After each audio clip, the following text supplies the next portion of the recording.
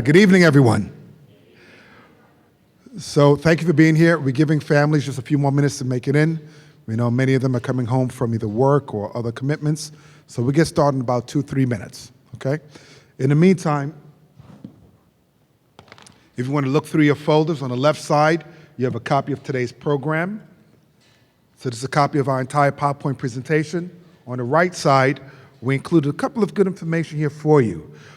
If you're a parent of an 8th grader, you should definitely be looking at a 9th grade brochure. And if you're a parent of a 9th grader, looking at 10th grade brochure. What we also included, which is our resume as a high school, it's called a high school profile. So your high school profile really gives a good indication to colleges, background information about your school. So this has been updated. It's our most recent high school profile. And like I said, it gives colleges and universities important information about our school. So when they're comparing our schools to other schools, for example, they look at, one thing colleges look at is if a student has an opportunity to take 16 AP classes, but only avail himself of one, then the college or university question, well, did you not want to challenge yourself? Why didn't you challenge yourself and take additional courses? Whereas if a school only has 5 AP classes, again, the colleges understand that that was the most that a student was able to take. And it does not work against a child if their school only has, a few AP classes or if they have 10 to 20 AP classes. But what they do look at is whether or not a student really challenged themselves. So as we go through the presentation, you'll hear me talk about a book that we did a book study on called Who Gets In and Why. And what colleges really look at, and we do have a college rep here with us, and I have Mr. Treglia introduce our guests as we move along the program. But one of the things I want you to think about, colleges look at, most colleges, 75% of decisions are made in terms of what courses students take, how well they do, and how well they do on the SATs. So you'll hear a little bit about that in the presentation, and certainly hear more about that as your child progresses through the high school, all right? Good evening, everyone, and welcome to Grade 8 and 9th Family Information Night. My name is Phil Treglia. I'm one of the school counselors in the high school. We also have another school counselor in the high school, Ms. Jessica Perillo. And how the counseling works in the high school is Ms. Perillo has the first half of the alphabet, and I have the second half of the alphabet. So this year I would have from K to Z, and Ms. Perillo has the first half of the alphabet. So we're really excited to be here tonight with you to share what we have going on in the high school, what to look forward to next year as a 9th grade student, and to what to look forward to next year as a 10th grade student in family, right? And I thought about what I was going to want to talk about tonight. I said, why don't we think back to when, for the adults in the room, we were in 8th and 9th grade. Things were very different. We didn't have to worry maybe about technology or a computer in our hand or TikTok, right? Our teenagers have a lot to deal with nowadays. Things are different, all right? And that's okay. Our goal of the meeting is to share with you our plan for success, our plan for academic success, personal and social success, career and college success for all of our students.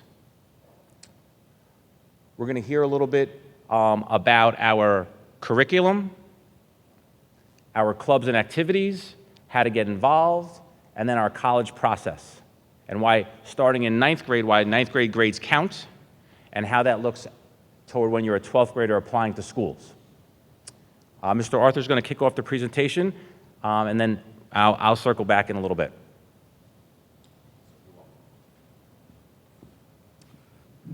So again, good evening, everyone.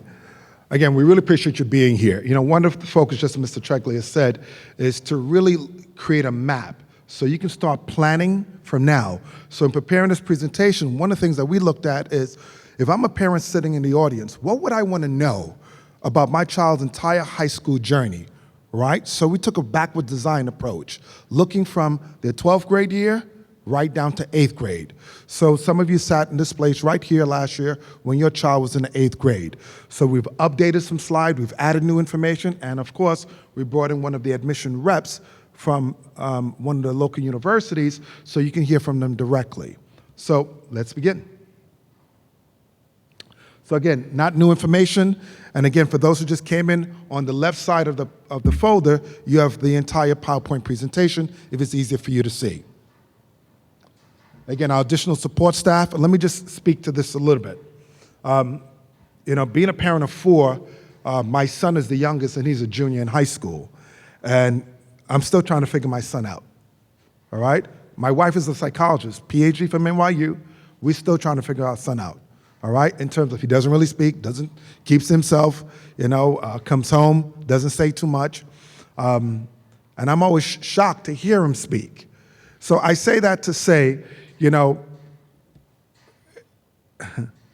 journey of a teenager can be very complicated. And I know some of you sitting here probably scratch your head trying to figure things out. Even though you have had older children, I go through it myself. So the reason why I point the slide out, sometimes, reaching out to our support staff, there may be something that's going on at home that you may need to share with us. We have so many children going through different situations. There are things that are happening in our community, as you've read about in the news. So sometimes your children are very familiar with some of the events that are happening. Please reach out to us and let us know so we can support, all right? And I just say that respectfully because of the number of things that are going on in our community. So do not hesitate. We much prefer you to reach out to us and we can have a conversation and make sure that your child feels supported, encouraged, and acknowledged. So this is a quote: "Success is a sum of small efforts, repeated day in and day out." And it's a quote that means a lot to us, especially in the school counseling department. And we try to get students to understand, don't try to take big leaps. Do small things, do them well, which would amount to big things. So it's a quote, again, that we found very meaningful, and we like to try to keep it in the forefront. We have 2 of our students who graduated last year who've gone on to do some pretty big things. Renee and certainly Jackson were involved in many different activities in schools. But one of the things that made them stand out was their kindness. Their kindness, and when we had to get involved in trying to either write letters of recommendation or speaking to college reps, right, it became very easy for us to speak about the various things that they were involved in through our school community on the outside, whether or not it's playing a sport, being involved in a club, whether or not it's participating in school events. All those little things help to define the character of our students. And these 2 students really live by this quote. So we put this out here encouraging you to have these conversations with your children, do small things, and do them well. Over the last 3 years, our students have gotten into some really top universities, and our goal is to expand that as much as we can. Some of you may have heard that last month we took 50 students to Boston University, Boston College in Northeastern.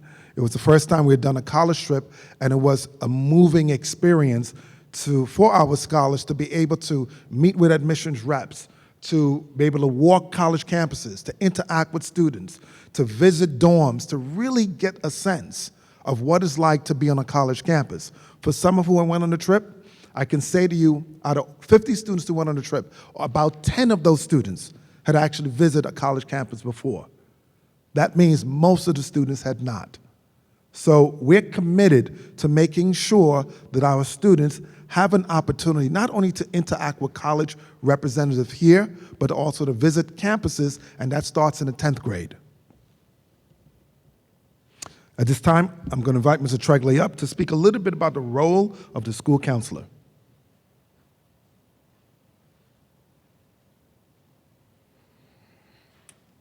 So a high school counselor's role really is to help the students be successful in high school and beyond. How do we do that? We work with them on academic support, personal and social counseling, and career and college placement. As we said, the ninth grade grades matter. So I'm excited to share that we'll be meeting with all of our students and families very shortly for a ninth grade introductory meeting in an individual session. And there'll be more information to come out about that tonight and tomorrow in your emails. Really, it's our chance to get to know the ninth graders, to help them transition to the high school. It's new for them. It could be exciting. It could be nerve-wracking. It could be both. That's totally normal. All right, but we want to be a person and a department where we're there, we have an open door policy, they're welcome in. Please call, please email if you ever have a question. I think that's what makes us special is that our school size, we know all of our students, we can get back to you timely, we can answer your questions, we can work with the teachers to mediate if we have to, or to get them to extra help, and really give that personal touch.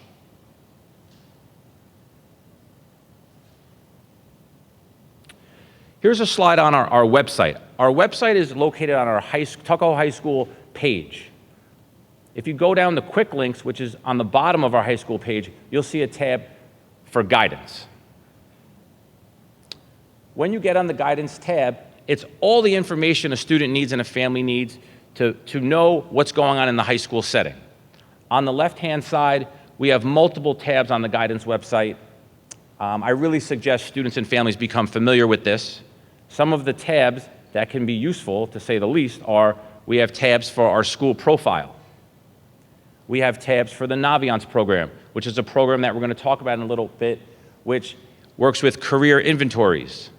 And we use it for the college process to show students data on students who've graduated from Tuckahoe High School, where they've applied to, what their GPA was, what their ACT, SAT scores were, and where they fit on that graph. There's a tab for scholarships, which are very important to all of our families, 11th and 12th grade families who are looking at the next 4 years after high school. There's a tab on ACT, SAT registration and forms. There's a tab on the drop and add form. So everything that you need is on the Tuckahoe High School website. So please encourage your son or daughter to get familiar with that. Our next slide really are some program highlights. In the ninth grade, we have new student orientation. Like I mentioned, we have a student parent counselor conference coming up. It's really important that we get off to a strong start in ninth grade and build that foundation academically so that our transcript has a solid ninth grade grades. And we're going to speak to that a little bit in the future.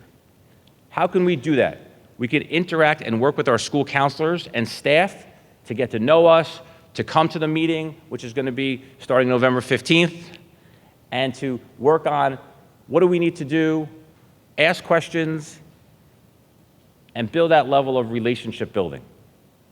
Tomorrow, we'll be sending out an email to all ninth grade families, a sign-up genius, and asking you guys to sign up and to come to Tuckahoe, to come to the counseling department and schedule a meeting with your school counselor. The first meeting starts on November 15th. So please be on the lookout for that email tomorrow. In 10th grade, we do Naviance exploration. We do career counseling. We go into the classroom, we share with all students their Naviance user ID and password, and we show them how to do some career interest inventories, how to assess their strengths, their weaknesses, what do they like, to introduce them to the world of work. What does it look like to work in this field?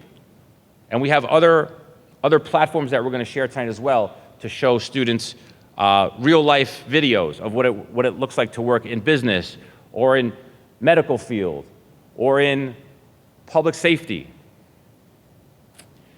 In the 10th grade, we offered the PSAT here at Tuckahoe in October. 10th graders are eligible and are encouraged to take the practice SAT here at Tuckahoe High School. We also have a 10th and 11th grade parent night, which will be toward the middle to end of November. And something new is in the spring, we'll be visiting Manhattan University with 10th grade students. Last year, we visited Iona University with 10th grade students. We also will be visiting the Health and Science building of Iona University with 10th grade students who may be interested in the field of health and science or nursing. Just to give some motivation, some experience to our 10th grade students to get on a college campus, see what it's like. For many of them, it might be the first time. And we have some wonderful local universities within 10 and 15 minutes from our district. So we're trying to do that a little earlier and to get our 10th graders on a college campus and to get motivated by that, maybe to ask some questions, communicate at home, share what they learned. And we're doing that in 10th, 11th, and 12th grade classes.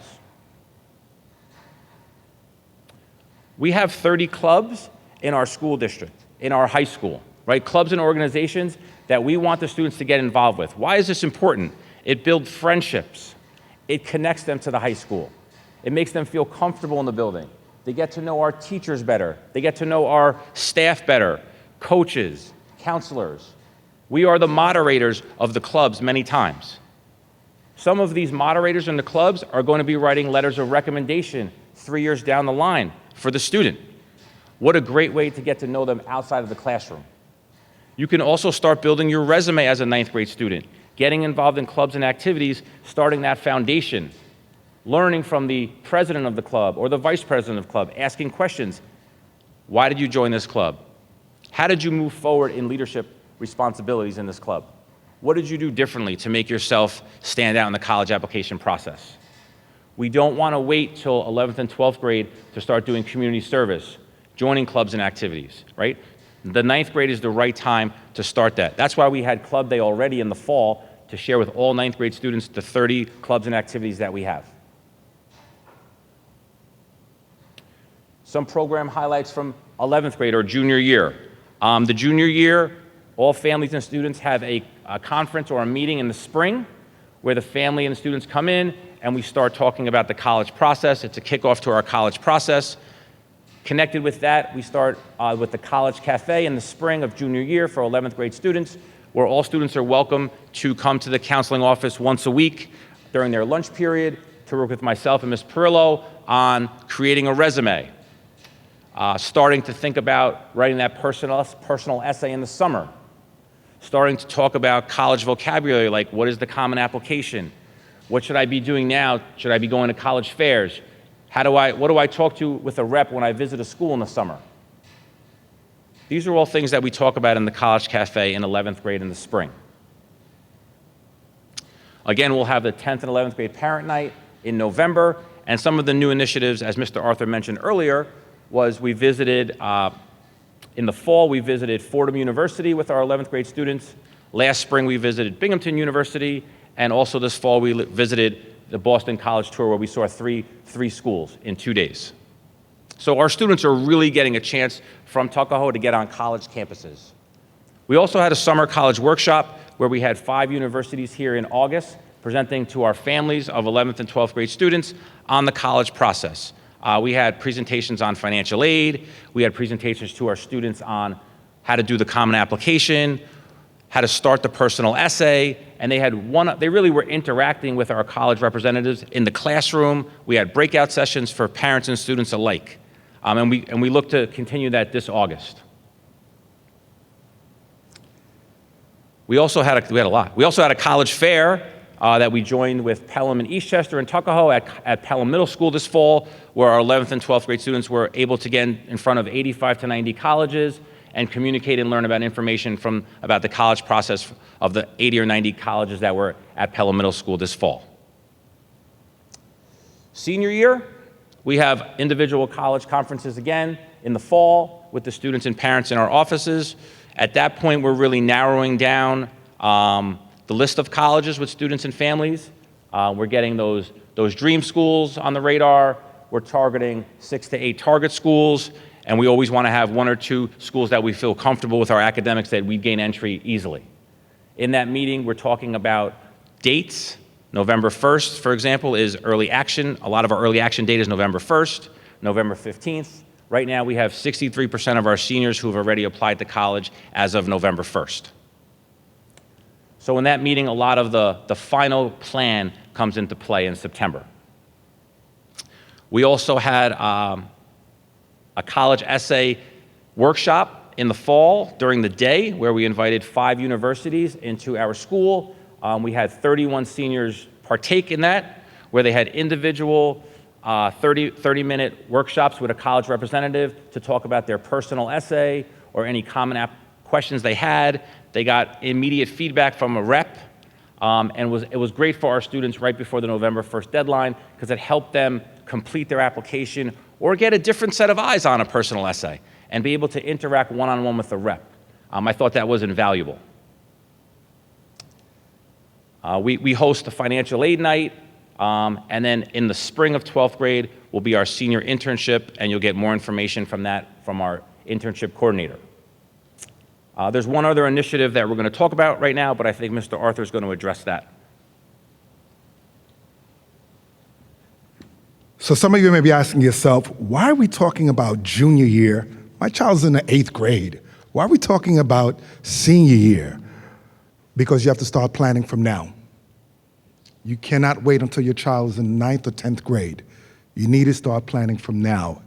Why? Because it's not just about what you want.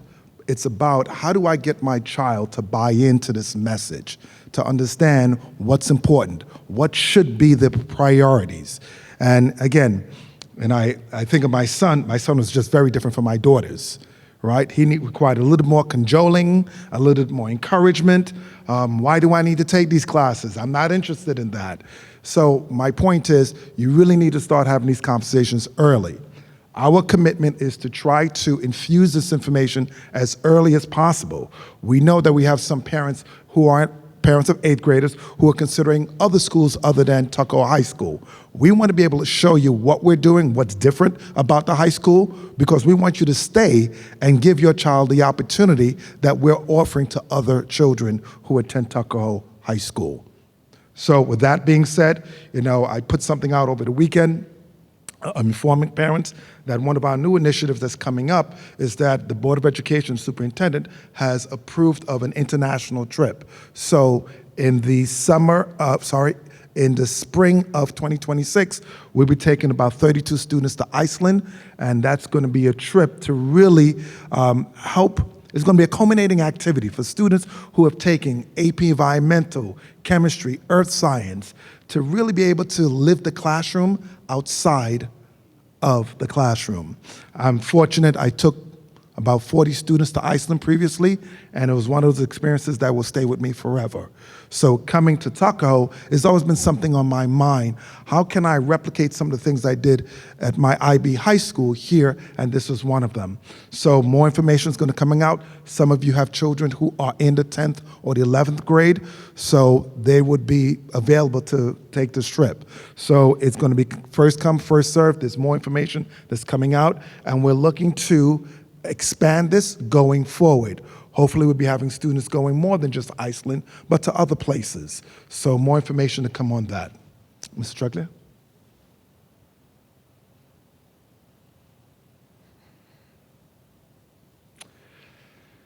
Our next slide is a graduate of Tuckahoe High School.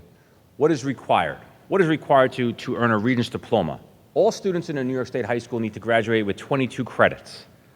At Tuckahoe, that means four credits in English, 4 credits in social studies. At Tuckahoe High School, we require 4 credits in science and 4 credits in math. 1 world language credit, 1 art or music credit, 2 physical education credits, a half a credit in health. And to get to the 22 credits, we go to our electives. We encourage our students to take the vast electives that we have. And that can start in the 9th grade. And we'll speak about that as we move forward. Some of the students who have an IEP or an educational plan, they might have an amended requirements. There's some proposals that are being presented to the Board of Regents. There's consideration of moving to 1 diploma.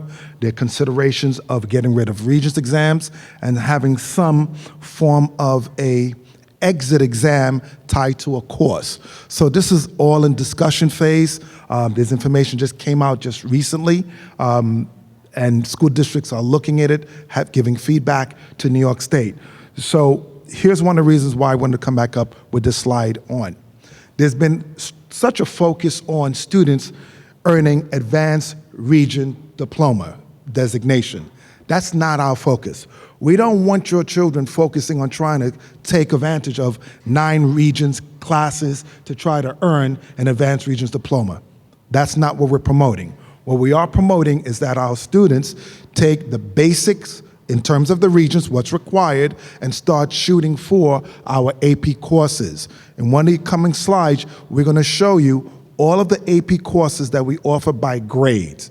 We want students to challenge themselves. New York State now requires every school district in the state to provide information to parents on honors and advanced courses so parents and students can be well informed on how they can challenge themselves to prepare for secondary education.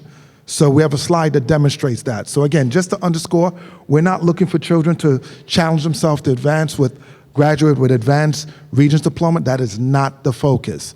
Our focus is preparing them to take some of the most competitive classes so that when they transition to college, the work is not unexpected.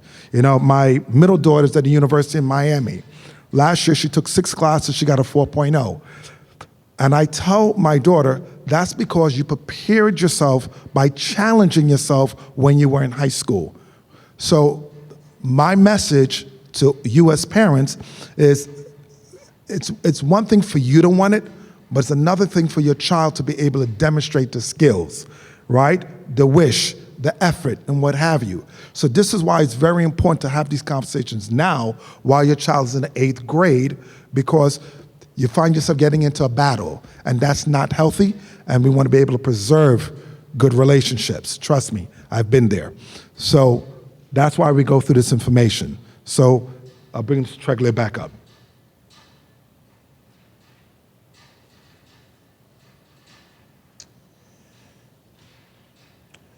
So along with the classes, a student needs to pass 5 Regents exams. One in science, which is generally biology in 8th or 9th grade, math, algebra, which is generally in 8th or 9th grade, global 10 in 10th grade, U.S. history in 11th grade, and English in 11th grade. The Regents exams at the moment count for 10% of the final year end grade, and we don't put Regents exam grades on the transcript. We want to show the students, all of our students, in the best light to colleges and market our students in the best light, like our neighboring districts are doing as well. We do have an add and drop policy. Right now on the screen, what you can see is our add and drop form or change of class course drop form. And really, from after the first day of school starts, you have 20 days to be in the high school class, to get your feet wet, to see if it's for you. And I think this was a great policy because we have a date, and our students now are becoming more comfortable with this date and the procedure how to change classes. And so now they're required to fill out this add and drop form to get a family or parent or guardian signature and bring it out to the counseling office, and that's the only way they can add and drop classes in this specific allotted amount of time. There's more to it. The reason why we also put this form in place is for a couple of reasons. Sometimes a student gets into a class, and this has happened, and I started to see a pattern where a student would want to drop an AP class because they felt it was too much work. They may want to drop an AP class because they want to have an early departure. They don't want a class 8th period, or they don't want to come in for a 1st period class. Those are not reasons to drop a class, not with our expectations. We've also had situations where students want to drop a class because, again, their friend is no longer in the class. So those are not reasons for us to drop a class. So I did put some procedures in place that students have to fill out this form, but in addition to that, one of the things that we changed this year, that a student or a parent requesting to drop an AP or honors class, the school council is not permitted to remove the student unless I okay it. And the reason for that is this. We don't want any child to compromise their mental health, all right? Trust me, I had a daughter who went through her experience, had to take a gap year. But what I would tell you is, we want to make sure that the students are making the right decision for the right reasons. We're not here to be anyone's parents, but we're here still to guide our students. And the other thing that happens is, the reality that sometimes students and parents don't consider, when students drop classes to go into other classes, it does impact enrollment. Some parents have emailed me, there are too many children in my child's class, but they don't understand the reason behind why that happened. It's not the way the class was initially designed. But from the add drop, we've gone from a class like, let's say, English 10 honors that maybe only had 20 students to now have 28 students because of the add drop, right? Or now a class, English honors, where now we have 25 students and now we have 10 more students who would like to go in. Now, how does that impact us? It impacts us significantly because a teacher can only teach 5 periods. So now, if we have an imbalance, there are more requests than we can actually fill, then that impacts staffing. On top of that, we also don't want students dropping certain classes that they're recommended for, and now we have a class that may have had 10 students, but now maybe have 2 students. How do we run a class with 2 students? So these are things that we have to pay attention to, I have to pay attention to, right? So there are many different reasons why we've put these procedures in place to make sure, number one, students are challenging themselves and they're not dropping classes for reasons that aren't without merit. Let me also add, and we do not have a slide on this. So one of the things that we also do that parents don't always realize, there's certain courses that we don't offer. Yes, we're a small school, so we may not be able to offer it in person, but the school council may have a student who wants to take Calculus BC, right? Calculus BC is not a course that we offer right now in person, right? We offer AB. However, there's some students who want to challenge themselves, and we sign them up for an online class where they're able to take that class and still earn credit for it. It's not the only class, so if there's a course that we don't offer in person and a student really wants to challenge themselves, they can go to the school counselor come to me, and I give the approval. So I share that with you because parents are not always aware, all right? And just an important thing for you to be aware of, all right?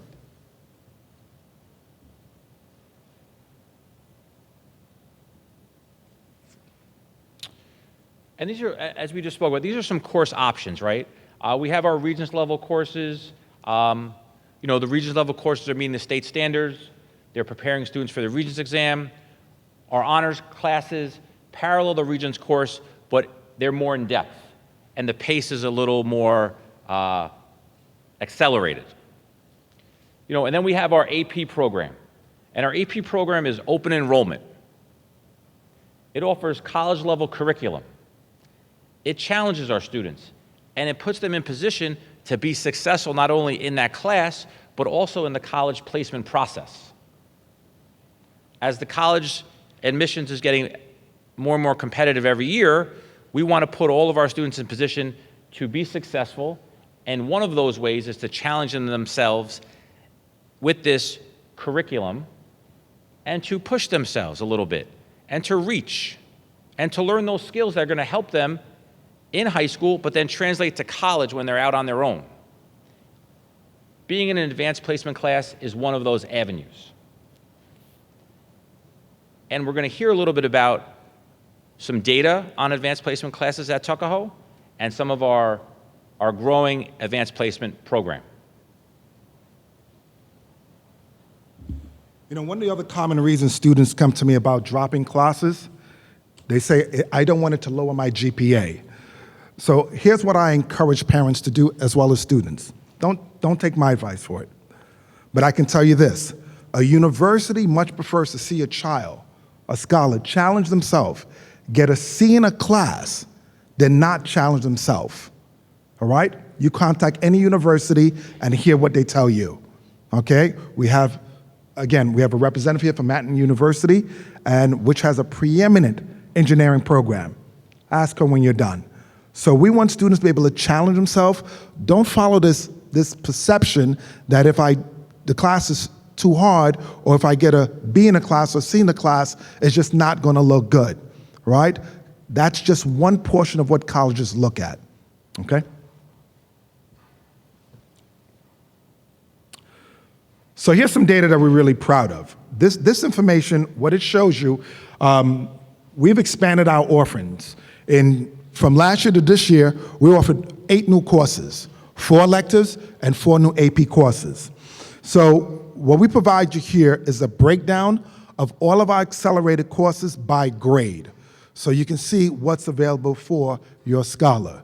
So I'll give you a second just to take a look at that.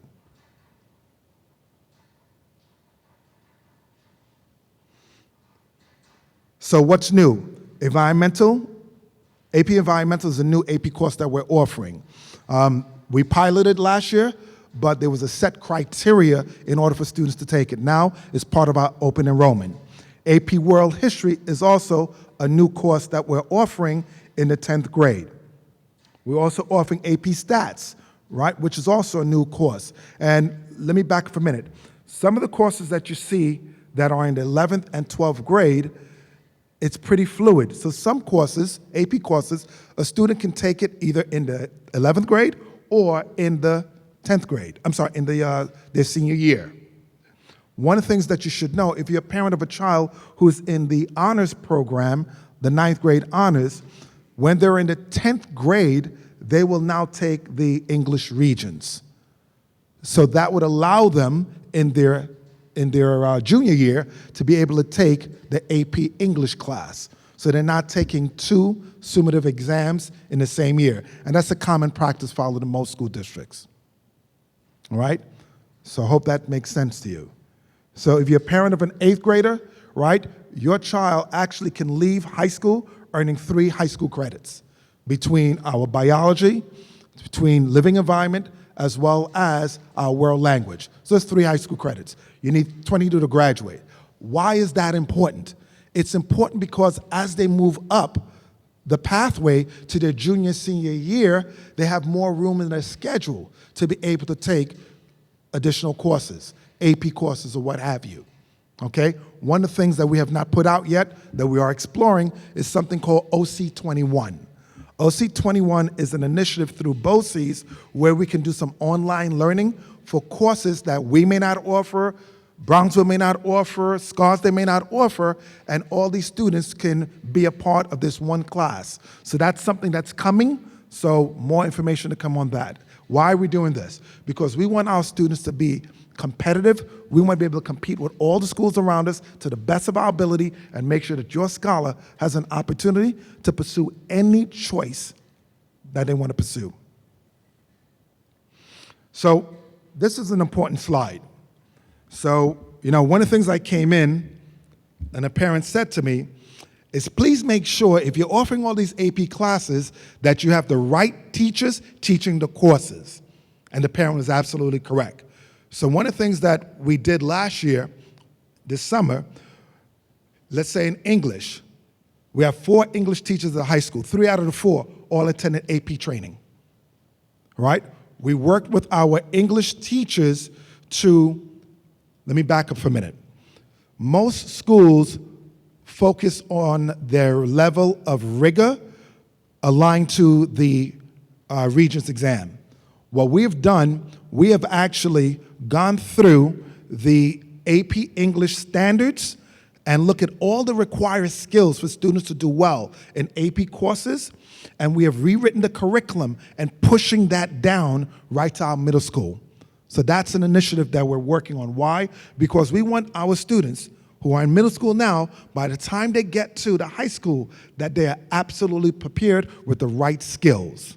On top of that, this is one of the reasons why we have launched an initiative in our English courses called Wordly Wise. So you may have seen your child come home with a Wordly Wise book or maybe talking about that. Why? Because the Wordly Wise is a program that is used in many school districts in Westchester, specifically designed to prepare our students for academic vocabulary words aligned to the ACT and SAT. So that's a new initiative also. So here's our AP data over the last 5 years. And what you would notice is that last year was the highest AP rating our students have done over the last 5 years. So why is this important? It's one thing to offer AP classes. It's a whole nother thing to prepare students to do well on the AP assessments. Why is that important? Because when our students graduate, if they score a 3 or higher, a number of schools are now looking at 4 or higher on the AP exam, they get college credit. So you think about it. There's some students who've graduated from here and they left with 15, 18, 21 college credits. That's in a semester, if not 2 semesters of college, especially when you have schools like Boston College charges $94,000 a year. So taking these AP courses, not only do they prepare your child for the academic rigor, but it's also saving you money. So just something to think about. So our AP scholars, this comes from our students taking AP exams as well as the PSAT. And you'll see that we had 17 students selected as AP scholars. We had 3 AP scholars with honors. To the right, you see the reasons how a student is meet that distinction. So again, AP scholars, that means a student received a 3 or higher on 3 or more AP exams. So we had 17. AP Scholar with honors, again, granted to a student who's received an average of a 3.25 on all APs taken and scores of 3 or higher on 4 or more of these exams. We had 11 AP scholars with distinction, again, granted to students who received an average score of a 3.5 on all AP exams taken and score of a 3 or higher on 5 or more exams. So my point in showing you this information is not only are we offering these courses, but our students are really doing well on these exams. And we're constantly looking at how can we refine our practice so we can increase our students' performance. Streglia.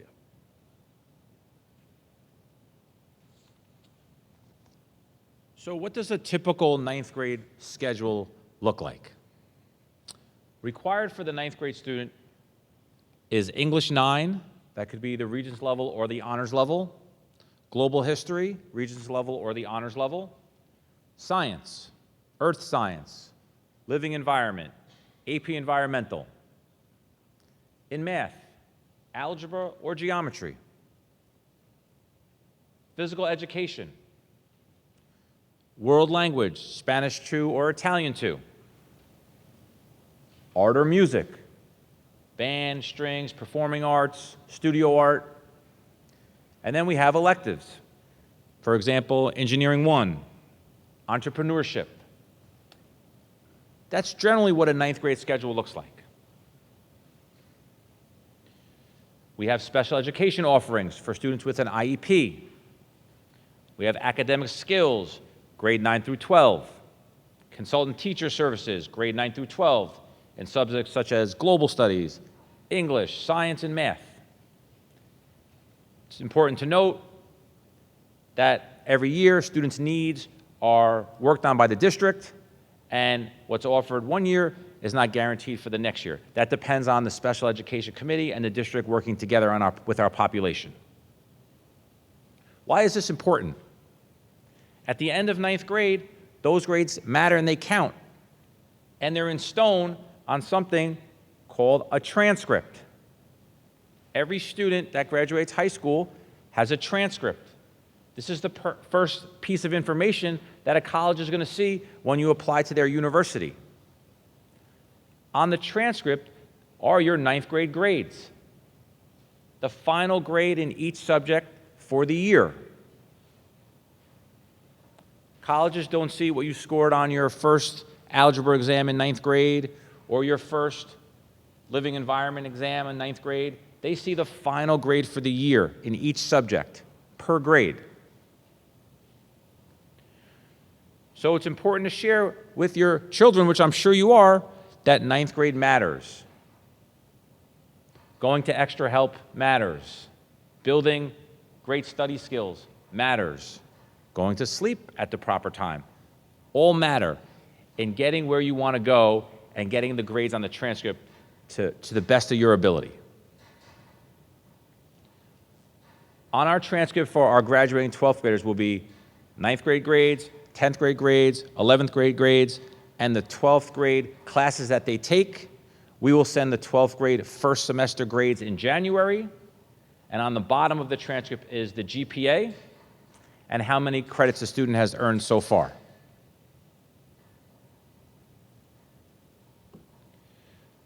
Our testing program. In the ninth grade in the spring, our ninth graders will take, for example, an AP exam if they're in AP classes, or Regents exams in June. Our 10th graders in the fall will take the PSAT in October, and in the spring, AP exam if they're in AP classes, or Regents exams at the end in June. Our 11th graders in the fall will again take the PSAT. In the spring, they'll take the SAT or ACT exam, they'll take their AP exams, and they'll take their Regents exams. In the 12th grade in the fall, you'll take an SAT or an ACT, if you choose to, and in the spring, you'll take your AP exams and any Regents exams if that applies. We're talking about this because we want you to know that the roadmap to college starts as soon as the high school starts in the ninth grade. What are colleges looking for? And we're going to hear from one of our experts in a little while. Colleges are looking for your academic performance. How much have you challenged yourself with the curriculum that's offered at the high school? What activities have you joined? And what difference have you made in those activities? Colleges also receive letters of recommendation from your teachers and your counselor. What relationship do you have with your teacher that they can speak about you individually and share that with the college? These are all things that you want to think about in the 9th and 10th grade. As mentioned earlier, we have the Naviance program, which our 9th and 10th graders will be working on career exploration, taking interest inventories. There's personality inventories. We have a resume building activity built into Naviance. We use this in 11th and 12th grade to start the college search. We upload our letters of recommendations through Naviance and send our applications out from the school counseling office through Naviance to the colleges. And what you're looking at is something called a scattergram, which is 10 years of data from Tuckahoe High School. This college is University of Massachusetts at Amherst. And so this is 10 years of data we have for all colleges of a Tuckahoe High School graduate that has applied to University of Massachusetts with the GPA and SAT scores or ACT scores. And this is a way to start a data-driven approach to the college process. What are your grades? What are your test scores? Are you going test optional? Let's look at some successes of other students who had similar profile in this university.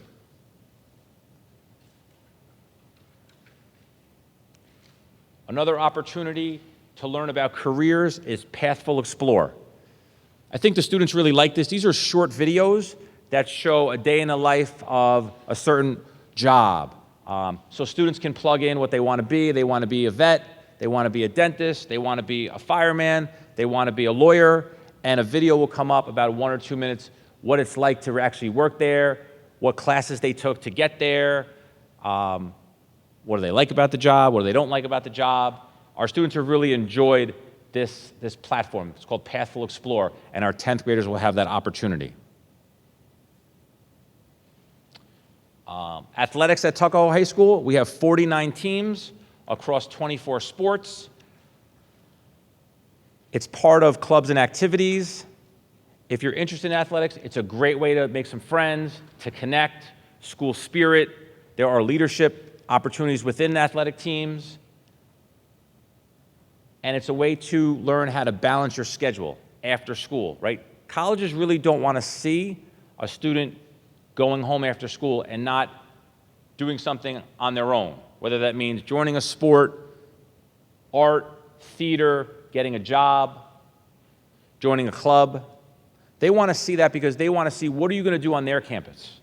What have you done on Tuckahoe High School's campus, and what is it likely that you're going to continue doing on their campus? And that's how you add value to a college campus, by bringing all these outside things with you in your profile. It's always important to balance after-school activities, and so here's an extra help form. You can find this on our guidance website or our Tuckahoe High School website. Here's a form where there's extra help. Every teacher has extra help. Here are the days, here are the times, right? So don't let your child say there's no opportunities for extra help and we don't do anything in extra help. This is a great way to connect with the teacher, do test corrections, go over material that you don't know yet, maybe interact with the teacher more one-on-one than with a large classroom, which really might be challenging for a ninth grade student to raise their hand and have the courage to ask questions in a first quarter ninth grade high school classroom. So please encourage to attend extra help. It might be a little easier in communication with the teacher. They might feel more comfortable. It also builds rapport. And that goes a long way when the teacher is talking about, how are the grades? Did you come to extra help? Did you do test corrections? Are you putting in that extra effort? And so now is the time to start that process if you haven't already.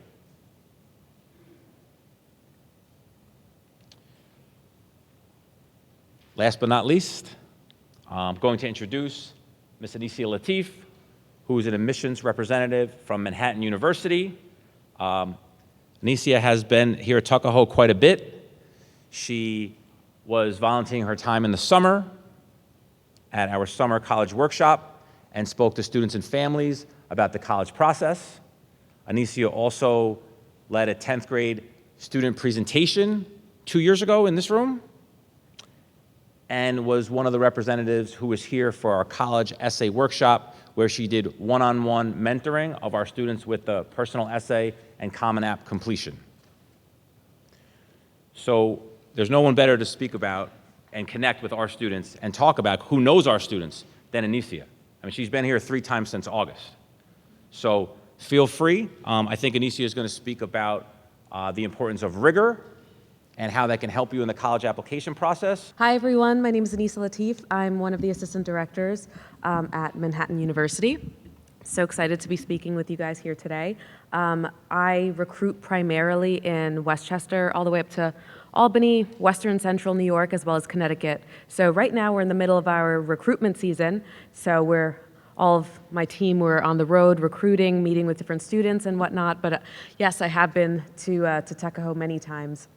I'm a resident of Westchester myself.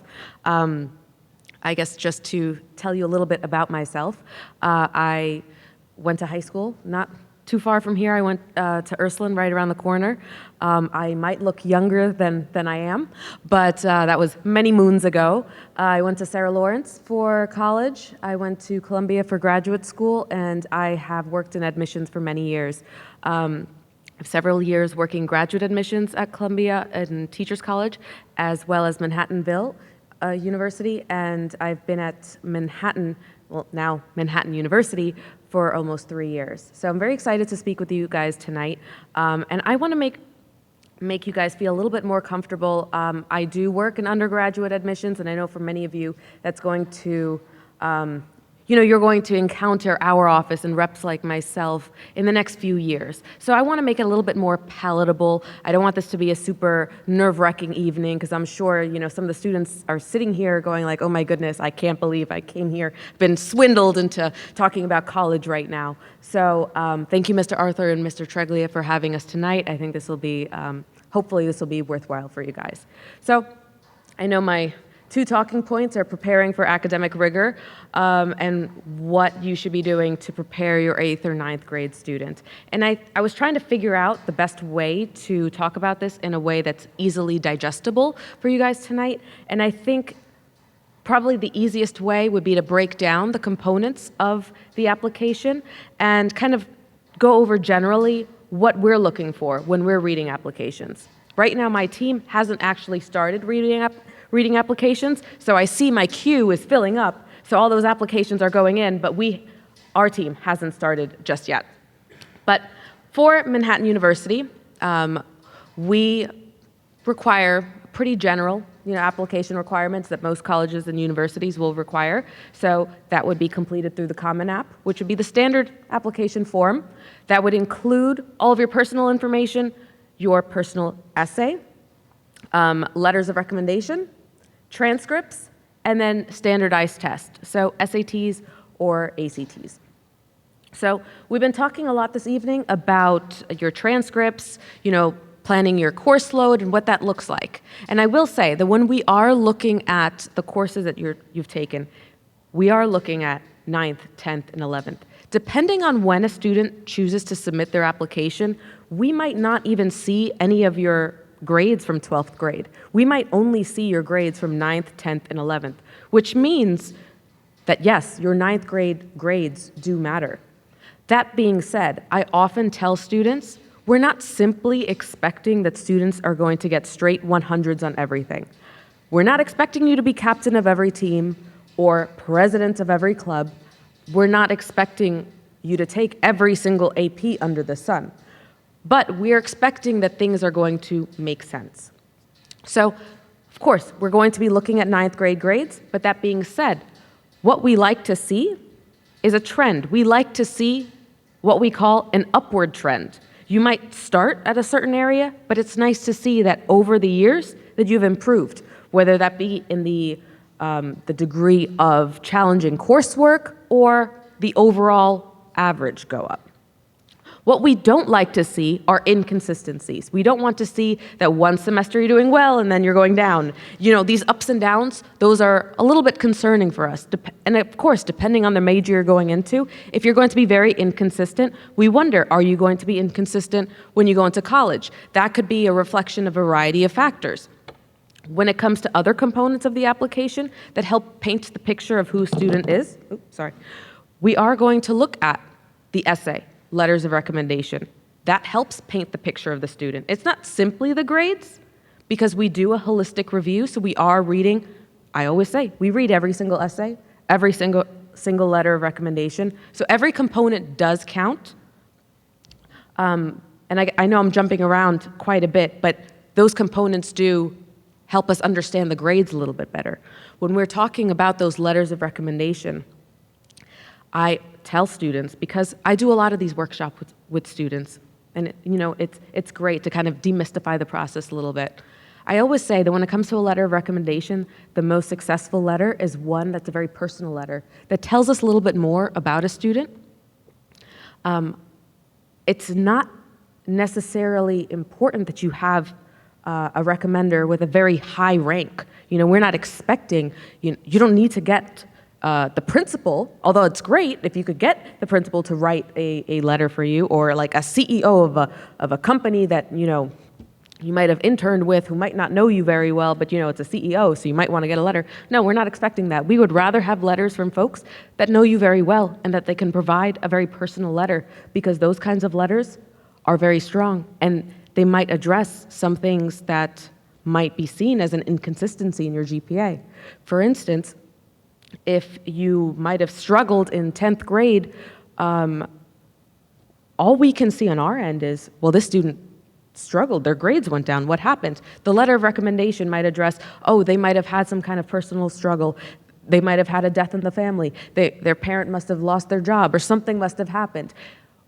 We're human, we're reading these things, we can understand, oh, that makes sense. Of course, we can put that into perspective, that's understandable. But if we get a letter that doesn't address everything, Jimmy did very well, Jimmy's doing excellent in my math class. Meanwhile, Jimmy has a D in math. That doesn't make sense. So we want to make sure that when you're asking, counselors or teachers, those folks that you're asking to write your letters of recommendation, it's often wise for you to provide them with a mini resume. Tell them a little bit about the things that you're doing. Of course, this is a small school. You'll get to know your counselors and your teachers very well. Capitalize on that, because lots of students that are going to really big high schools, they don't get this kind of personalized, feedback that you guys are getting. When it comes to the personal essay, I don't want to stress you out about the essay right now, because we will do workshops. I was, working with some of the students over the summer doing a workshop on the personal essay. We can hold off on that, but I will say we do read every single essay. If there are specific questions about the essay, we can go over that, but I don't really want to bombard you with too much information about that right now. But yes, that is one of the components of the application. I want to go back to talking about grades a little bit more and course course load. So what can you be doing right now? Honestly, it doesn't hurt to kind of think about what you'd like to do eventually. Are you a student that's really interested in science? Are you interested in math? Are you interested potentially in engineering? Are you someone that wants to maybe eventually work in like media production? Are you interested in criminology? Like, what exactly are you interested in? You don't have to commit to that right now, but having a general idea of what you're interested in will help, because you can start mapping out your schedule for the next few years. We are very well known for our engineering program, but I do like to say that at Manhattan University we have many more majors besides engineering, but I often get this question all the time about engineering. And for that program specifically, we are looking for specific courses that a student has taken. And so if you're in your senior year and you decide you want to do a program like engineering, but you don't have the math and science coursework to support that, well, at that point, it's a little bit late. For you guys right now, if you can start thinking about that, you can map that out. Make sure that you're taking the correct courses. You can make sure that, you can't just jump into an AP course. There might be some prerequisite courses you might need to take in advance. How are you going to take AP Physics without taking physics first? There's certain things that just have to make sense. And so you'd work with your counselors to make sure that you're at least going on that correct path. Are there any questions so far about? I want to make sure. Yeah?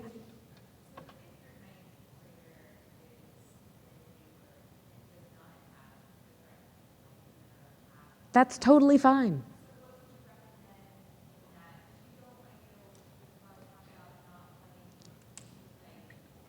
Oh, sure.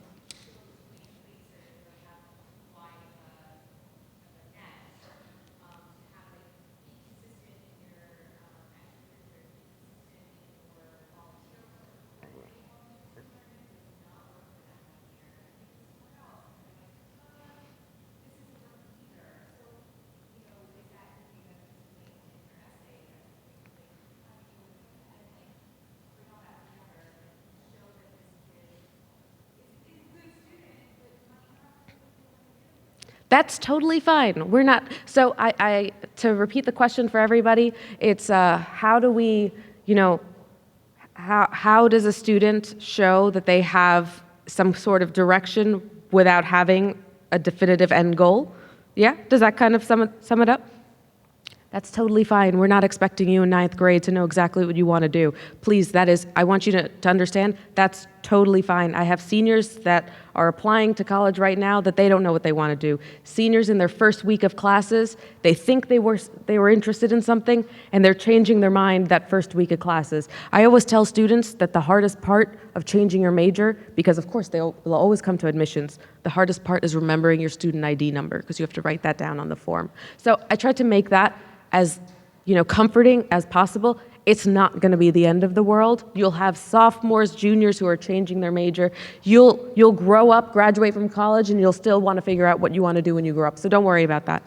When it comes to kind of navigating that process of figuring out like your involvement, if anything, what we like to see is it's more of a red flag for us if there's nothing going on 9th and 10th grade, and then all of a sudden, 12th grade, you've joined 10 clubs.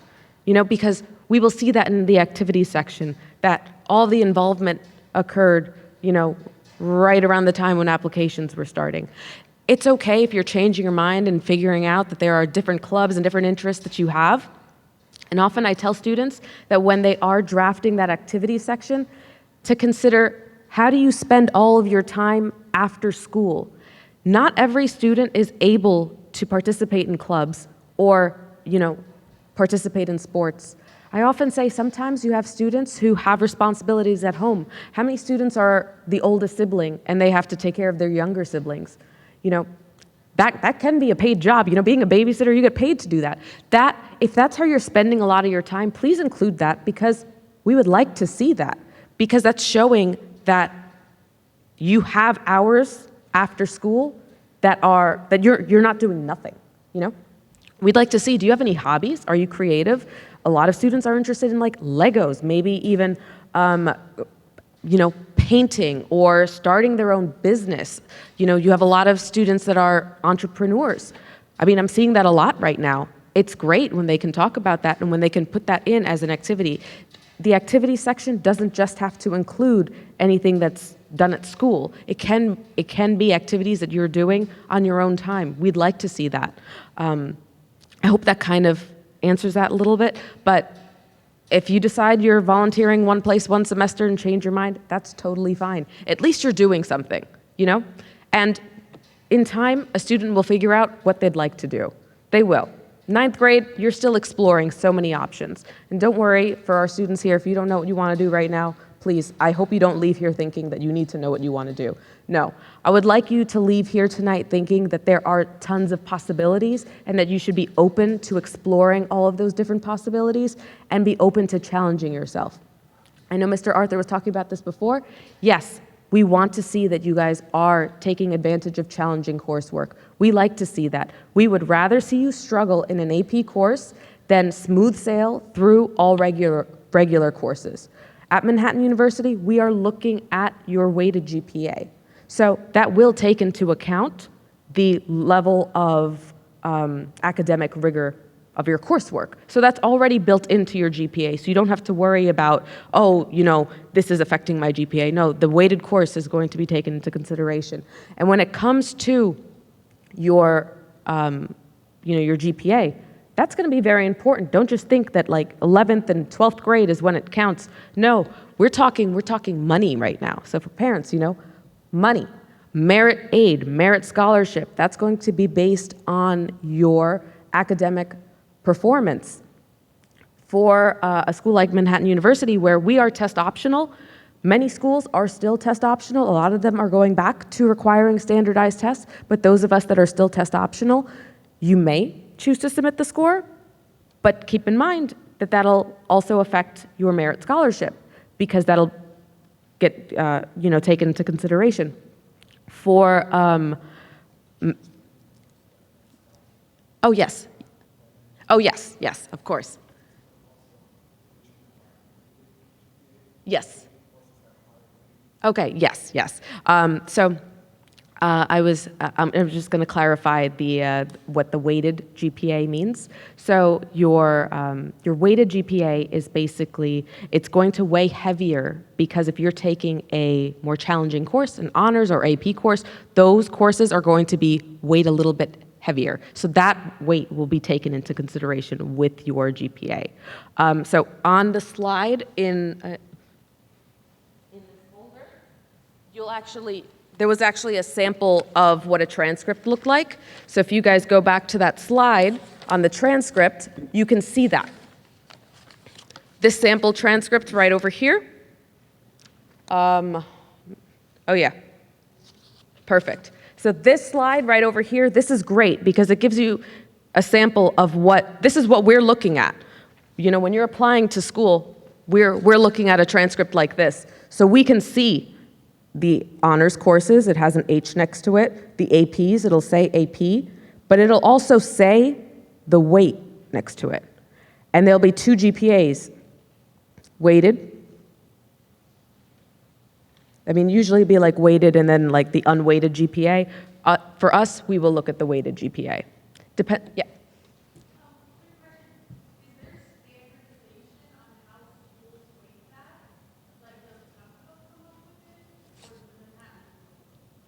So we will look at the way the high school weights it because different schools weight things differently.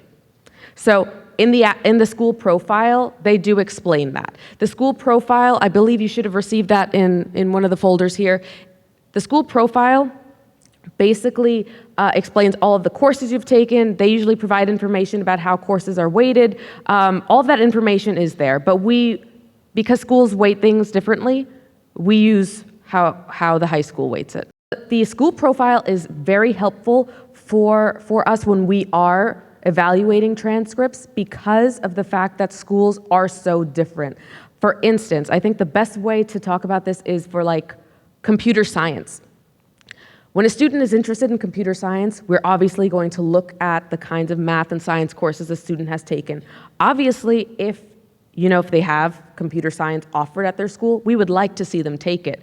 If a school doesn't offer any kind of computer science course, we can't penalize a student for not taking computer science when it's not available at their school. But if it is available, we'll wonder how come a student hasn't taken advantage of that. Mm-hmm.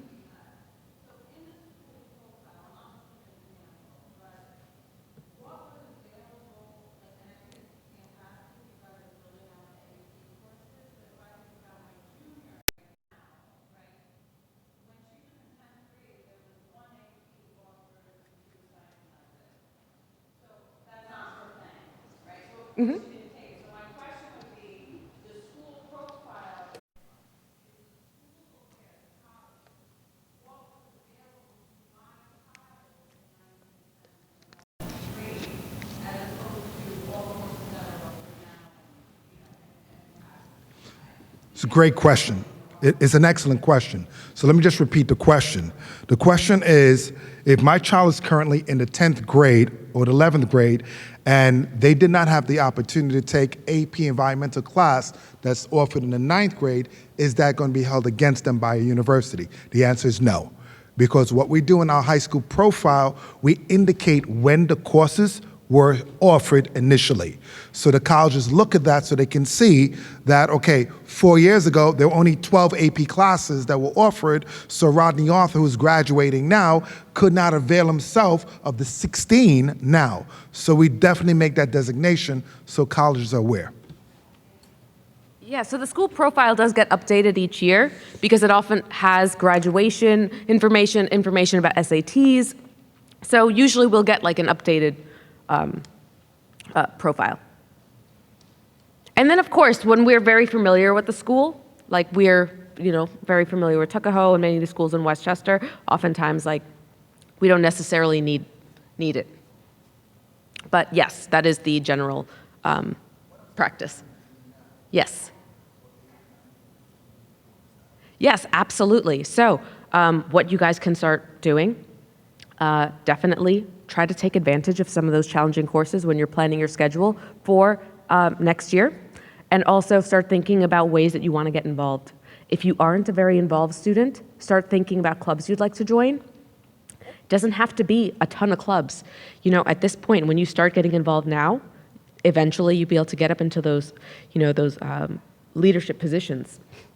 But you can start small. Don't worry about driving yourself crazy trying to do everything. Take those first steps. You do have a lot of agency right now. I think one of the beginning of this presentation, that quote really resonated with me. Success is the sum of small efforts repeated day in and day out. Every day really counts. You have the ball in your hands. You can take advantage of everything. You have a small school. You have a very supportive, counseling office, very supportive teachers, very strong curriculum here. Please take advantage of everything and make the most of the next few years. So I would say start getting involved and start taking some challenging courses. And then, it doesn't hurt to even start reaching out to schools. A lot of schools do have summer programs for high school students.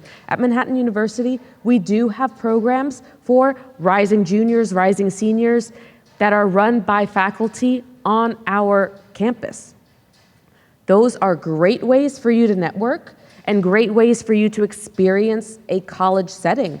Meet with, faculty, meet with current students. It doesn't hurt to start thinking about maybe I can start visiting campus, go on campus tours and kind of get an idea of what exactly I'm looking for. Start thinking about maybe what you're interested in studying, because that can help plan out your, your academic future.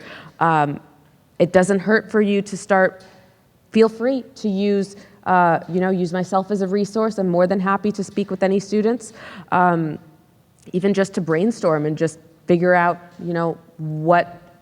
what you might be interested in. I'm more than happy to do that. But counselors like myself, this is why we're in this field, because, we love to be part of this exciting time, this exciting process, but we're more than happy to be a resource, whether you choose to apply to Manhattan University or not. So please don't hesitate to reach out to, my colleagues at other institutions. We're more than happy to assist. Any other questions? Yeah.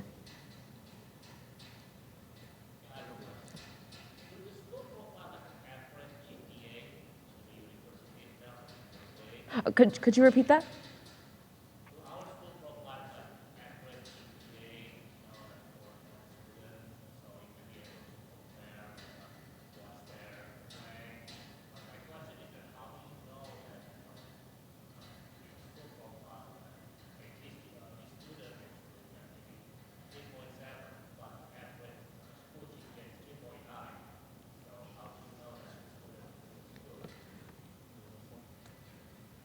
I think the question, as I heard, was, does the school profile have the average GPA of Tuckahoe High School students? Right? And so, every student's individual. And so when they apply, they're applying as an individual. So we don't really share what other students are doing in our applications. We share the general school profile, and we share all of the classes that are offered. And then it's the admissions representative who sort of goes through the application and looks at the profile and then looks at the transcript and makes that connection.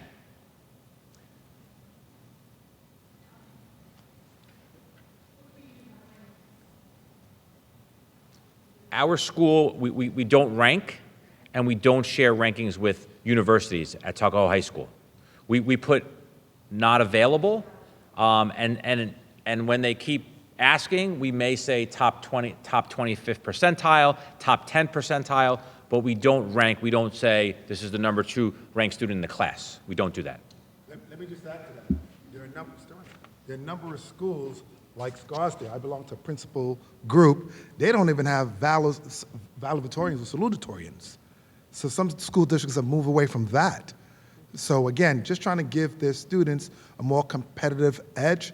And that's one of the reasons why we added the high school profile, so you can have a great idea of what we include in the high school profile. So please take a look at that. This high school profile matters to us extremely, because this is what the colleges and universities look at when they're getting some sense of who we are as a school, comparing that information to a child's vita or their transcript, all right? So we have a few hands. Sure. We go in the back.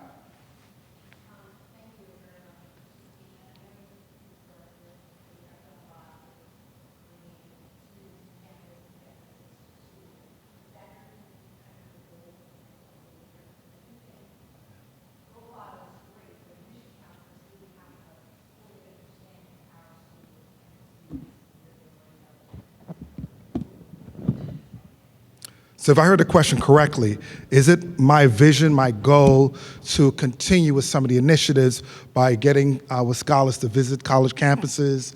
The answer is yes. Not only that, but one of the things that we've done is really try to form partnership with universities, right, throughout New York and beyond. So for example, this year, if you read the high school the newsletter that I send out, you know that we made a concerted effort to bring in 5 major universities from the South, right? Because our students have demonstrated an interest. So we've had Vanderbilt here, South Carolina, we have Alabama that's coming in for an in-person meeting with the entire sophomore class.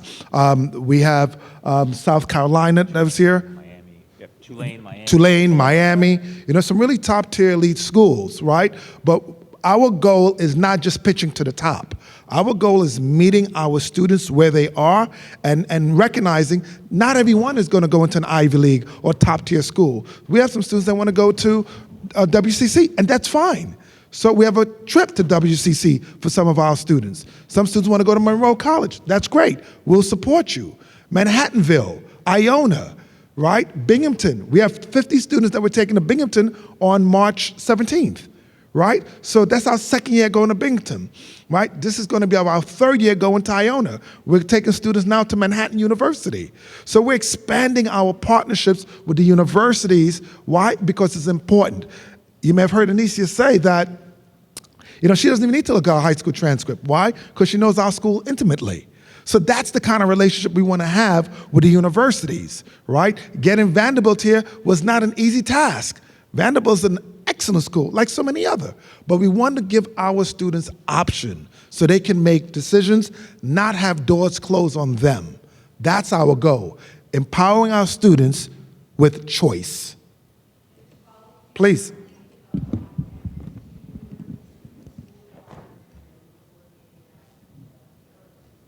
Say it one more time. I didn't hear the beginning part.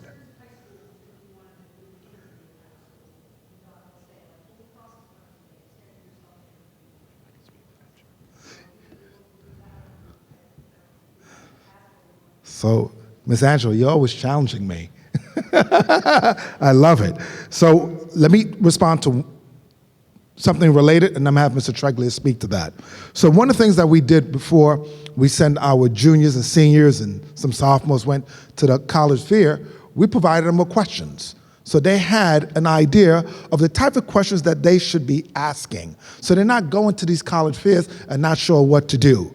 Before we took students to Boston, we had conversations with them about questions they should ask, what they should look for. So we try to prepare them so they're not, feeling out of place. So our responsibility is not just to take them, but to take them and make sure that they're prepared. And I do this from the lens personally because I have 2 kids in college right now. One of my daughters is a University of Miami, my other one is at GW, right? And my son is a junior. So I can never lose sight of being a parent in this process, right? Mr. Treglia, you want to respond to the other part? And I would say that we welcome that, right? I had a student do a Zoom from my office, my desk, actually, right? So it's either from our office individually, they can do it from the outside guidance suite, we have the library breakout rooms that they can do interviews, we can do it in person or virtually. There's many times behind the scenes that we call an admissions officer and advocate for a student that has indicated that's their top choice or top second choice, or if we have to explain or describe why a grade's dipped. Maybe there was a family issue or a health issue. I think that's one of the benefits of a small school, and our small school, is that we know our students and families intimately and that we can respond to you timely, and we have the caseload that's manageable so that we can do the individual approach and we can connect with the reps, and we have time to build a rapport and take the time to talk for 20 minutes on the phone, or have the students sit right next to us and talk to the rep together. And I think that's one of the advantages of being in our district. Do you want to come up and speak, because you can't be heard? The only reason why we're recording, and parents who are not able to attend, we're sharing the video, but what you're sharing is important, right? So Ms. Angela was saying that she can validate what we're saying. So I want to come to your question because it wasn't fully addressed. So how we're preparing students for interviews, that's part of our process. So the school counselors do meet with students, they do have conversations, they do some mock interviews with students. So these are some of the things that we do. We're trying to do more. But I would like to say to you, and I think Ms. Angela, you know this probably better than anyone, and certainly, coming on board Tuckahoe, and I was challenged. I was challenged by the superintendent, by the board, by parents. So for me, making sure that we do what's right by your children, your scholars, that's our goal, all right? Whether or not it's in the classrooms, getting into classrooms daily, making sure teachers challenge our students, provide them with the skill sets that they need. It all is part of the same process, because we can't invite colleges and universities here and we're not really preparing them in the classroom. It doesn't go together. It's like an equation. One of the reasons why I particularly wanted to have Mr. Tifia from Manhattanville University is because this is a treasure. Most people don't realize what a phenomenal engineering program they have. One of my best friends graduated from Manhattan University and then went to work for NASA. Right? And it's right in our backyard. So some parents don't want to send their children, 3 or 4 hours. They want to keep them local. So we're trying to meet the needs of all of our stakeholders. All right? Other questions? Yes.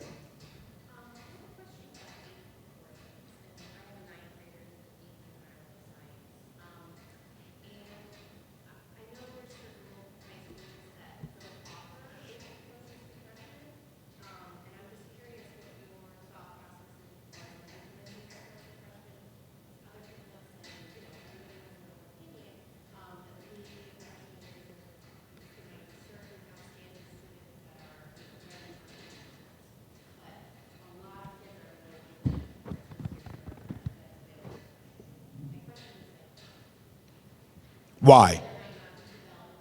Sure. And that's a legit question. So the question is, not all schools offer AP courses for students in the ninth grade. Is it developmentally appropriate? So let me explain to you the process that we've gone through, and I would love to hear from Ms. Latif about her work with other colleges, other high schools in terms of the sequence for AP courses. So as I said, I'm gonna always look at this through the lens of a parent, right? My 3 younger children attended 3 different high schools, drove my wife crazy. And what I can tell you is, looking at the experience that my children had, I knew that there were certain gaps that, as principal, I needed to fill here, right? Didn't stop there. I also looked at regionally, right? We compared 10 of our local schools, looking at their curriculum, what they offer from grades 9 through 12, right? Let me go one step further.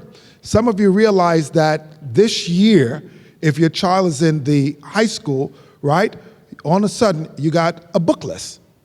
We did not offer students summer reading before, unless individual teachers did that. So we streamlined that, right?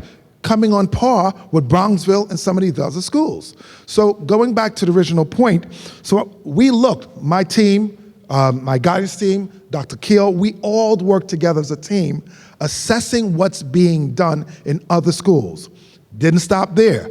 Then we also spoke to some universities, right?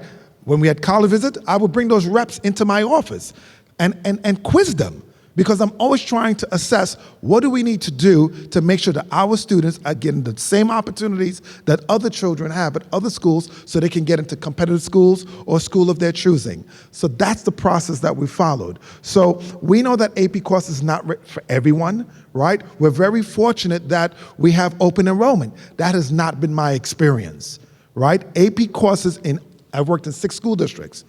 Every high school I've been a part of, there was a criteria. And to me, it hurt children by having that criteria. Because you may have a child who may not have started strong, had things that were going on, but that criteria prevented the child from getting into an AP course, right? Right now, as you know, our honors courses, there is a criteria, right? And if you do not meet that criteria, you cannot get in. So AP courses weigh a whole lot more weight than honor courses.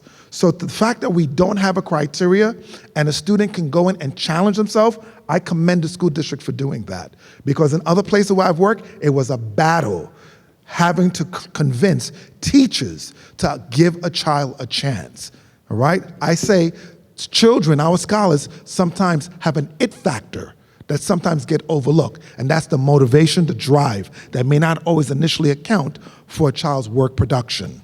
So I commend the school district for offering that. Do you want to speak to developmental, or did I cover it? No, you covered it. All right. Yes.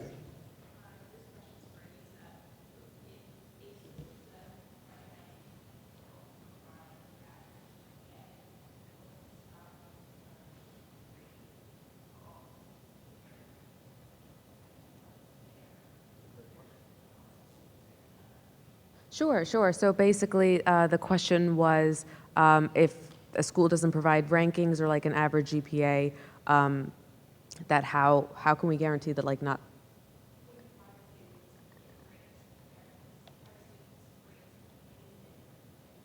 Sure.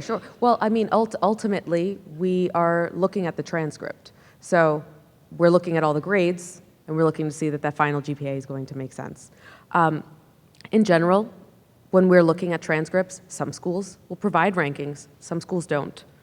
If it's provided, we'll look at it. If it's not provided, we don't look at it. Same thing with being test optional. If a student submits SATs or ACTs, we'll look at it. If it's not submitted, we don't look at it. So you're not going to be penalized for something that's not there. So if rankings aren't provided, that's fine. That's not going to be a requirement. You aren't going to be, it's not going to raise any red flags, at least for us. So we're not necessarily looking at, I don't want you to think we're looking at all those little details on the side. We're really looking at the overall package of the student. We're looking at all the different components, but we're looking at over the span of 9th, 10th, and 11th, and probably 12th, what kind of courses are they taking? What is a student interested in studying? We're going to look at the courses that they've taken relative to what they would like to do, the level of those courses, have they challenged themselves, and how well they did each year within those particular subject areas. But of course, looking at all of it as a whole. So there's multiple things that we're looking at where the ranking, it doesn't necessarily matter that much, because there are some schools where they provide rankings, and you can have students that have very high GPAs, and they could be ranked like 50 out of 100, but it's like a 3.8 because all the students are very high performing and they're all doing very well. So we can't hold a student, we can't hold that ranking against them when they're doing very well. You know what I mean? So that's not necessarily something that really helps that much. We're looking at each student individually because we are looking to see if this student's going to be a good fit for our particular program. That being said, when it comes to even like GPA, a student can have a very high GPA, but they might struggle in areas that we're looking very closely at for a particular major. For instance, if a student is interested in engineering, but they did not take pre-calculus or calculus, they've only taken 3 years of math, and their highest level of math is Algebra 2, but they have a 3.9. I mean, we can't admit them into engineering. If there's no physics and chemistry, or if they got an F in regular physics, you know what I mean? There's like different things we're looking at. It's like the GPA might be strong.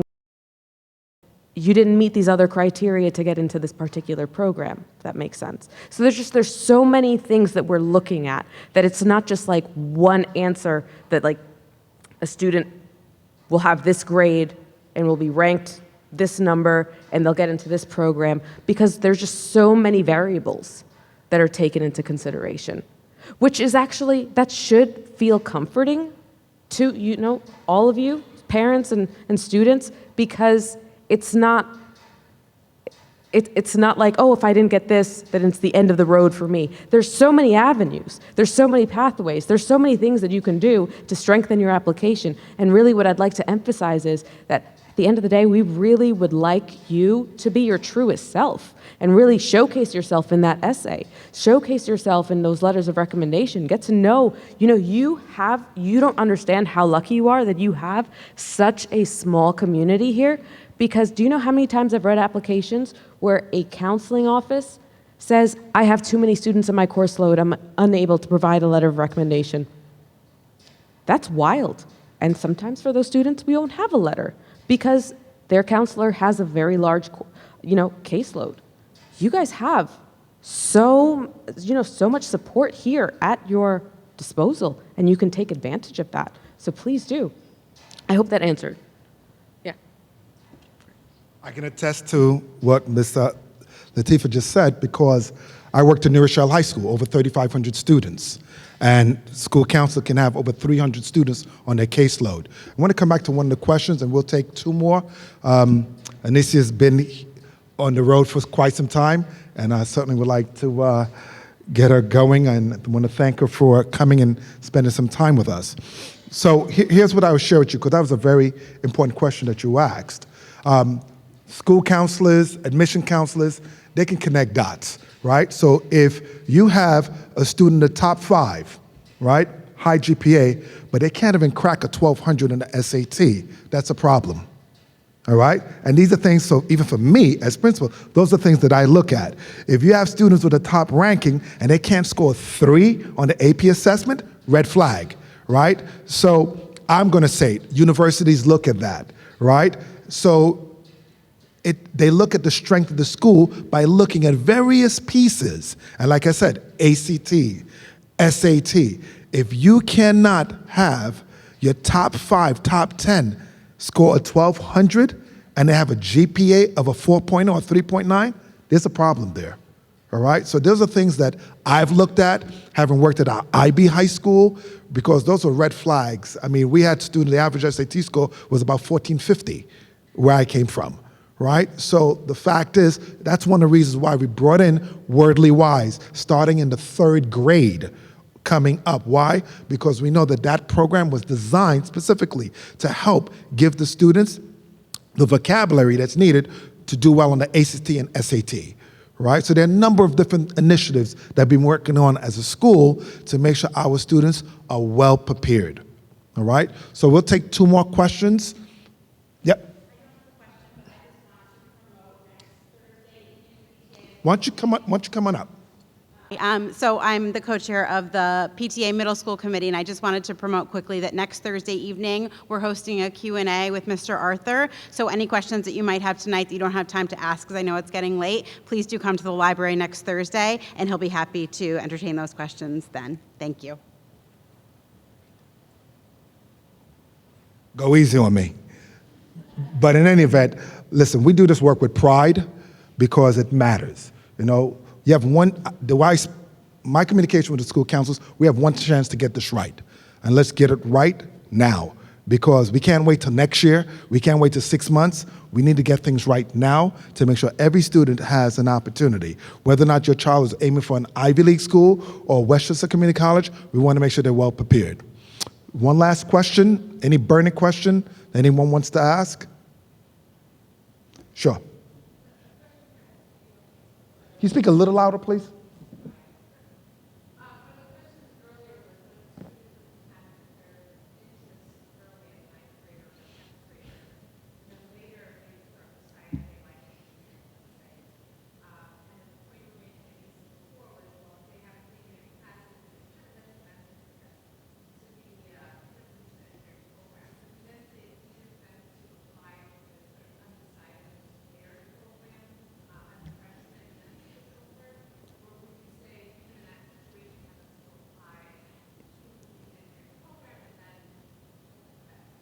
So I'm going to start, and then I'll kick it to you. So my middle daughter's at the University of Miami.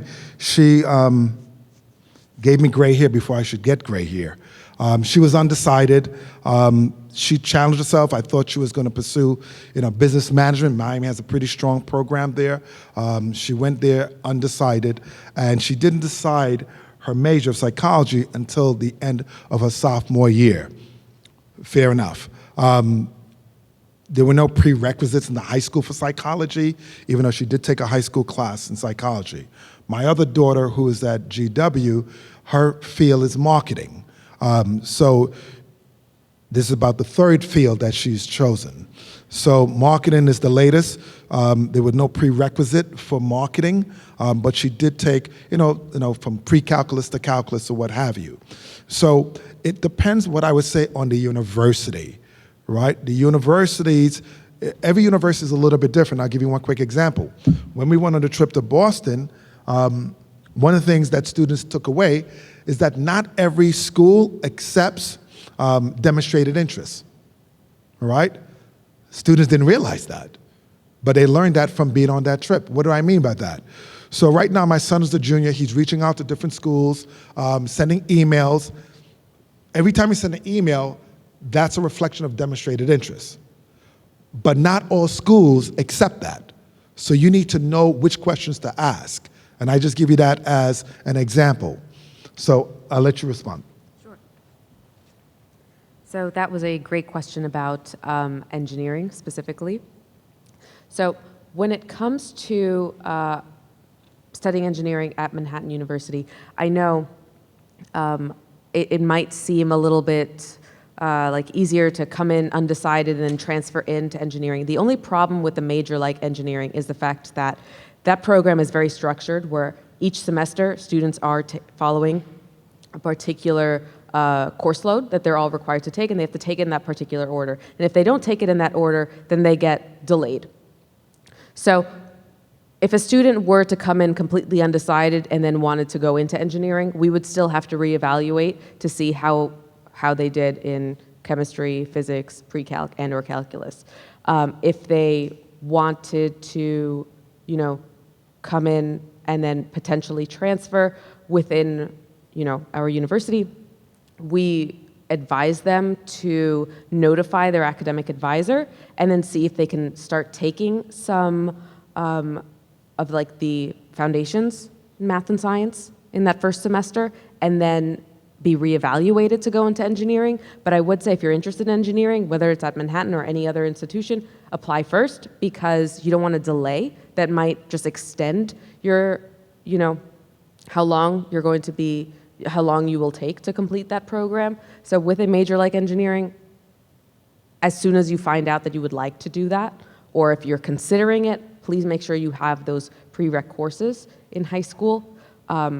Maybe just make it like a standard that if you have indicated any kind of interest in any kind of STEM major, just encourage your student to at least take all of those courses, just because you don't want to delay them. It'll be a disadvantage, because a lot of students already know that they are interested in engineering, computer science, any of the sciences, and you're not simply going to be competing with other students within your school, within your, county, but it's going to be all over the country and all over the world, and a lot of these students already have that background. So don't disadvantage yourself by simply not taking it because in your senior year you want to have a lighter course load, you want to leave early, you want to, stroll in late, because ultimately, even if a student submits their application right now in October, we can't see those senior year grades. We don't see your grades from this semester. Really, unless you submit your application after January, we might not see anything from senior year. And a lot of the times, you'll see seniors who, the end of junior year, they realize, oh my goodness, I'm applying to college. All of a sudden, the gears start working and everything, and they start, working really hard to improve their GPA, but at that point, we can't see those grades. So, I completely lost my train of thought, my goodness. But you understand what I'm saying, that it's like you can't wait until that point to decide, this is what I want to do. Yeah. So as we wrap it up, there's two quick points I want to make, and then we'll bring it to close. First of all, let's give it up for Ms. Lateef for being here tonight, making herself available. When we asked, she said absolutely, no question. When we asked her to be here to read our students' essays and give them on-the-spot feedback with every student having a half an hour, she led the charge. When we asked her to be here this summer to be a part of this college workshop experience for students and families, she led the charge. So I really want to thank her for partnering with us. We hope that this is going to be a long partnership. And I want to underscore the point that was made or question that was asked. This is not a one and done. If you look and you see, there are a number of new initiatives that we've put into place this year. This doesn't end this year. So we're looking to build and continue to build. And she can tell you, when I met with her and the other four other college representatives, I already committed them to next year. Am I right or wrong? Yeah. Right? So we're looking to maintain this. And, without any further ado, I want to thank Mr. Treglia. He's done a lot of work. This may look simple, but he can tell you he's been meeting with me for the last month and a half, pretty much every day, to make sure it's right. And it's all about accountability. So we want to make sure that we are giving you and your scholars the best opportunity so they can be successful. So the one point that I wanted to make, and please add to this if you need to, one of the things that we've discovered, and I think is a very important point for you to leave here understanding, most competitive universities, they fill their class, at least I should say, anywhere from 50 to 70% of their classes, depending on the university, before December 1st, right? Through early action, or early decision. That's very important for you to understand. What does that mean? So if 60% at an Eastern school, let's say they're going to take in 1,000 students, if 60% of their class is filled by December 1st, look at how much room is left. So it becomes even more competitive for those students who are applying later. So what we're encouraging students is to, let me back for a minute before I say what we're going to encourage them.